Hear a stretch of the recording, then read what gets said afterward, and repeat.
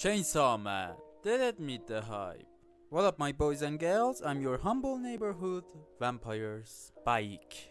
Oh, today I have a good one for you. And by good one, I mean a nuclear bomb that just dropped on the anime community. Chainsaw Man, the anime that had cosplayers going insane before it even came out. The anime that was too good to be true. Well, it's finally here, and oh boy, it came with a bang.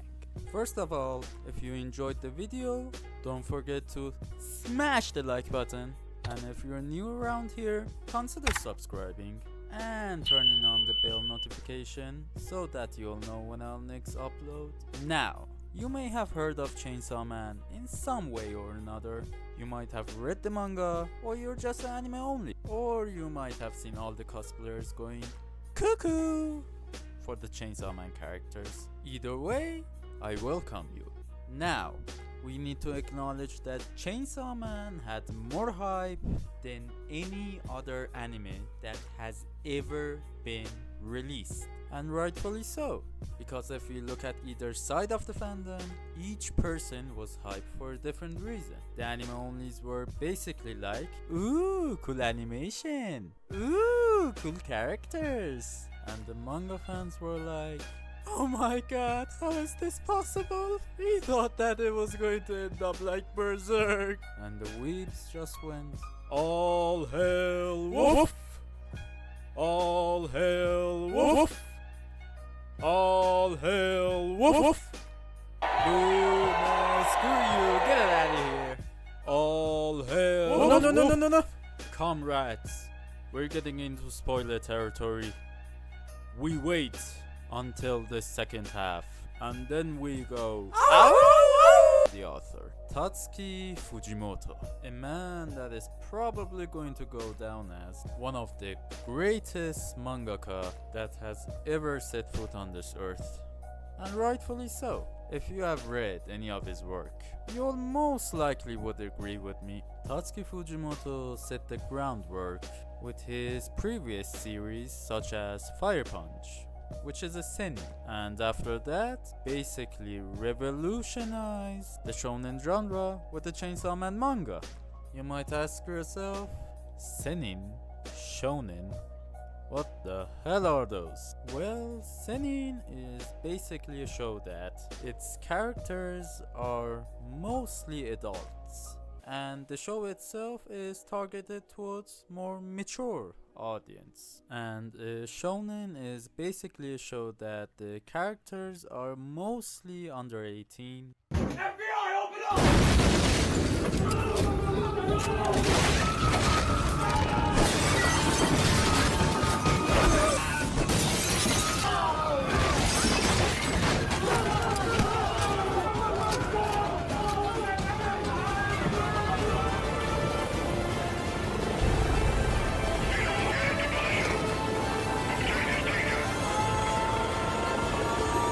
And the show is targeted towards younger audience. And you might ask, Spike, what the hell are you going on about? Chainsaw Man has most of the elements for a shonen story.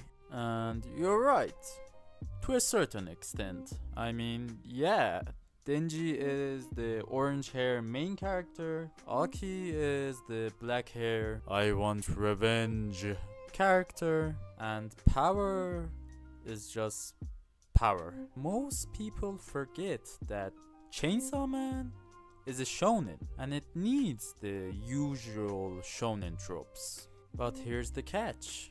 You could say Chainsaw Man is a seinen in disguise as a shonen. So it goes to such extent that other shonen usually wouldn't risk at going because they would be afraid to get hate and backlash from the fandom, which I say is a really old mindset, and it gets in the way of amazing series such as Chainsaw Man to come to fruition. For example, Denji, the main character, has a dream like any other shonen protagonist. But what's his dream? To just have a normal life. He doesn't want to be the Hokage or the next pirate king or the next wizard king. He just wants a simple life, in which he could just eat jelly and touch some jelly. But then Tatsuki Fujimoto's like, oh no, we're not doing that here. You were born to suffer. Speaking of Tatsuki Fujimoto, the guy sure loves movies. You may be like, Spike, what's so special about that? Everyone loves movies. Yes, but I'm not kidding when I say that. The guy is a maniac, especially in terms of Western movies. If you have read any of his work, you probably have noticed that he has a really heavy inspiration by the Western storytelling and culture, and somehow he has mastered visual storytelling. And I would argue that does it better than any other author at the moment. The way that he uses paneling makes you feel like you're actually watching an anime or movie. He has the ability to tell breathtaking stories just by a single panel without needing to use any dialogue at all.